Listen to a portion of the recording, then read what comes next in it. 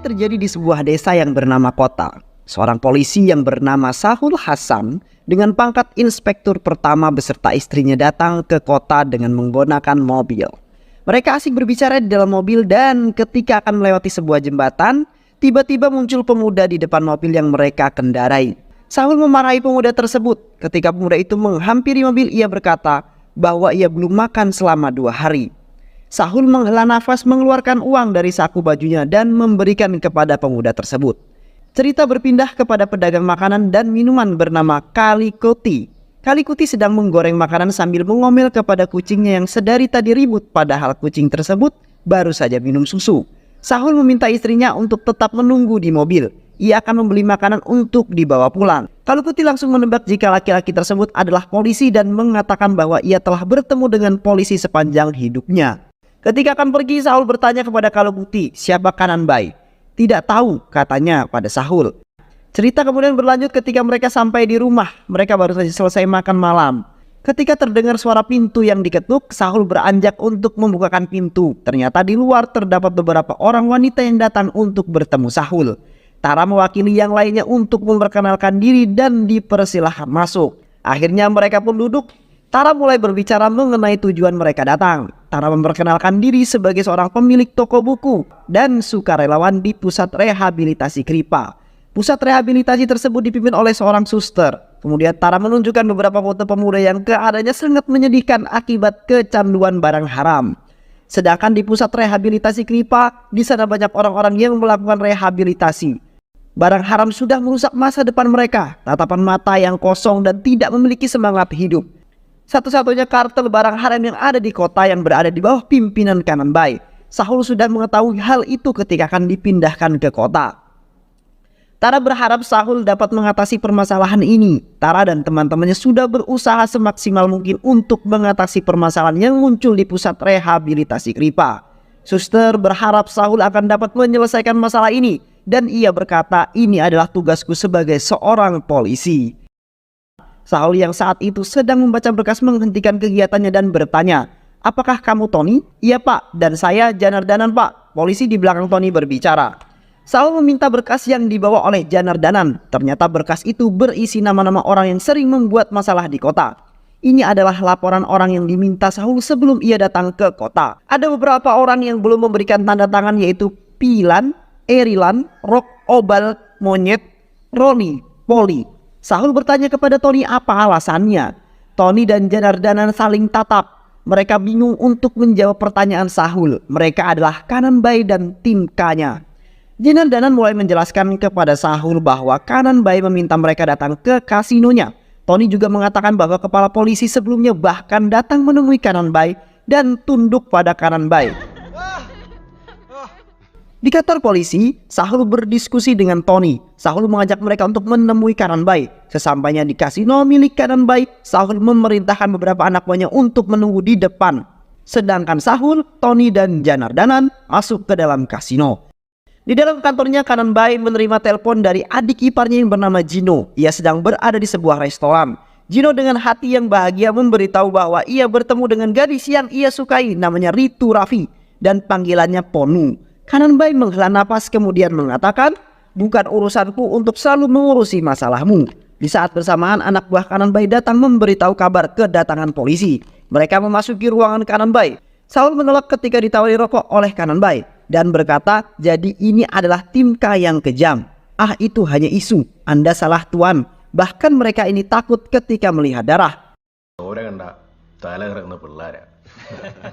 Tak ingin terlalu lama, Sahul bertanya mengenai bisnis barang haram yang dijalaninya. Karena pertanyaan ini suasana menjadi tegang. Dengan penuh emosi Sahul berkata, kota tidak membutuhkan 2 penguasa. Hanya salah satu dari kita yang akan menjadi penguasa. Kanan Bai memberikan kotak berwarna merah yang berisi kacamata dengan model dan keluaran terbaru. Namun tidak ditanggapi oleh Sahul. Seketika Kanan Bai teringat kejadian di masa lalu yang menyebabkan terluka di bagian mata.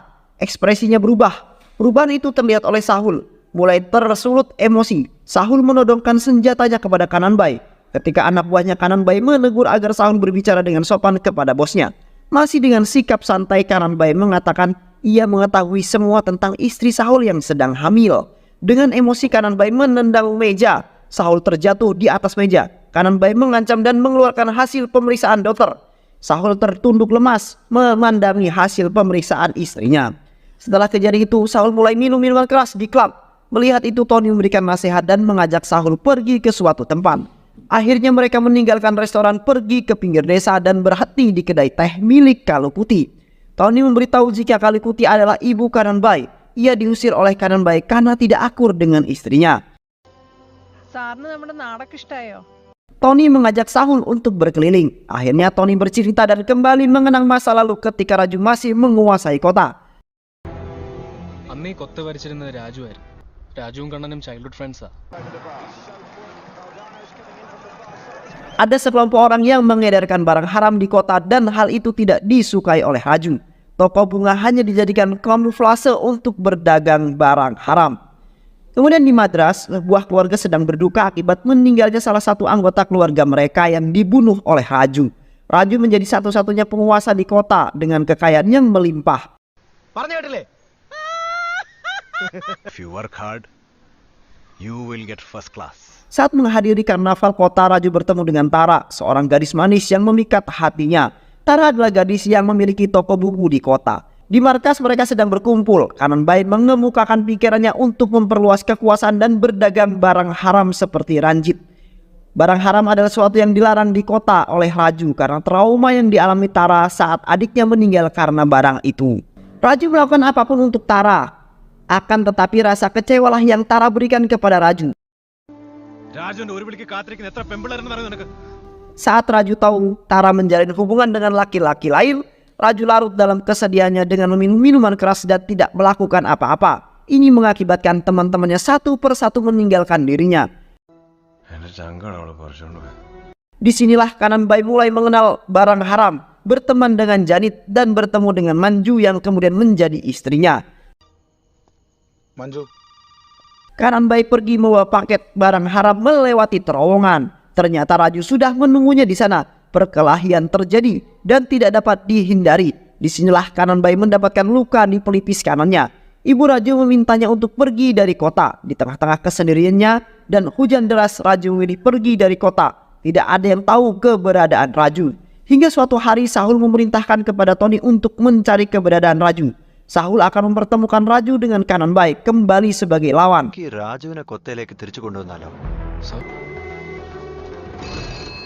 Di sebuah balkon di kota Lucknow, Andhra Pradesh. Raju memutuskan untuk kembali ke kota. Pertama kali Raju kembali ke kota, ia langsung berhadapan dengan Gino yang berusaha mencelakai adiknya. Akibatnya tidak terima diputuskan oleh Pono.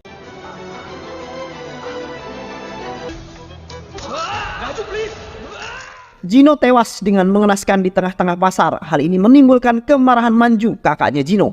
Mereka belum mengetahui kembalinya Raju. Kanan Bai memerintahkan anak buahnya untuk mencari tahu siapa yang membunuh Gino. Akhirnya berita kembalinya Raju diketahui oleh Kanan Bai. Dan juga informasi jika Raju adalah pembunuh bayaran yang sangat kejam. Manju memerintahkan anak buahnya untuk membunuh Raju, namun selalu gagal. Anak buahnya selalu kalah ketika berhadapan dengan Raju.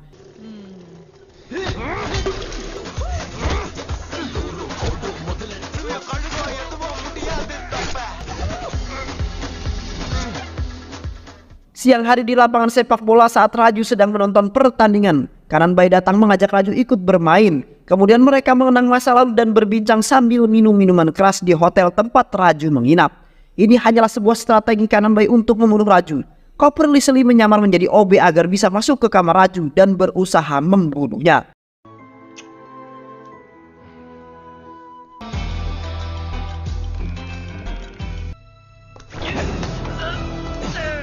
Di tempat lain, anak buah Kanan Bai mendapat pesan agar mereka datang ke bangunan kosong di tengah hutan untuk melihat mayat Raju. Hanya sebuah koper yang mereka temukan, ketika dibuka ternyata isinya bagian tubuh Copper Leslie. Di dalam kota, Raju menunggu Kanan Bai. Terjadilah perkelahian yang tidak seimbang, tetapi dengan kemampuan Raju berhasil mengalahkan anak buah Kanan Bai. Hal ini mendapatkan dukungan dan mengembalikan semangat masyarakat kota yang sudah jengah dengan tingkah laku Kanan Bai dan anak buahnya yang kejam.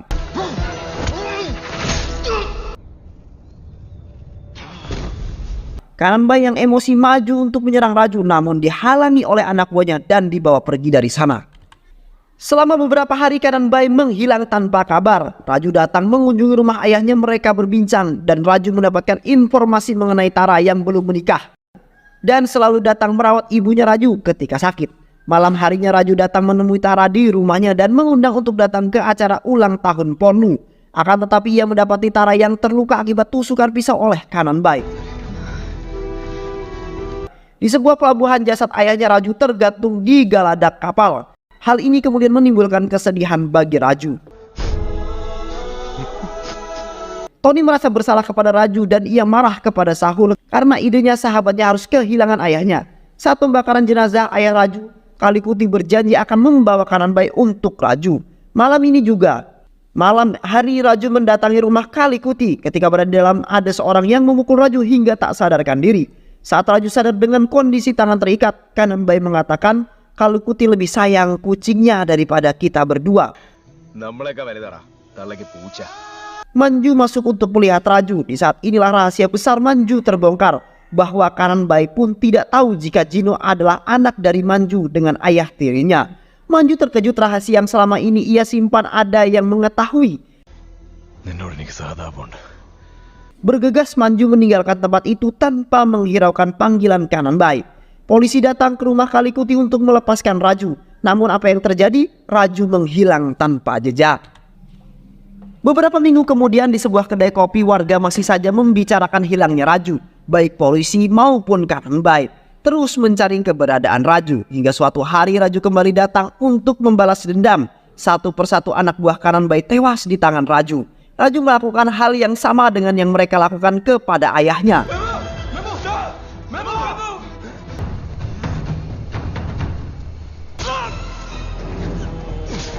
Anak buah Kanan Bai tergantung di geladak kapal dan menjadi tontonan warga tanpa ada yang berniat membantu. Raju mendatangi Kanan Bai di markasnya. Satu-satunya anak buah Kanan Bai yang tersisa ternyata berkhianat dengan ambisinya menjadi penguasa kota dan ingin memiliki Manju.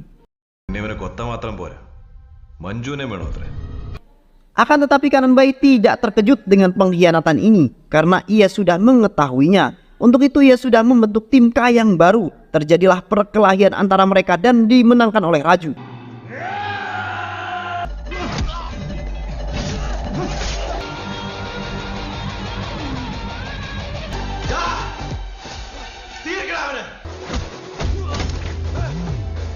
Di saat terakhir Kanan Bai kalah, tetapi Raju tidak membunuhnya. Sampai saat ini ia sangat menyayangi Kanan Bai, menganggapnya sebagai saudara.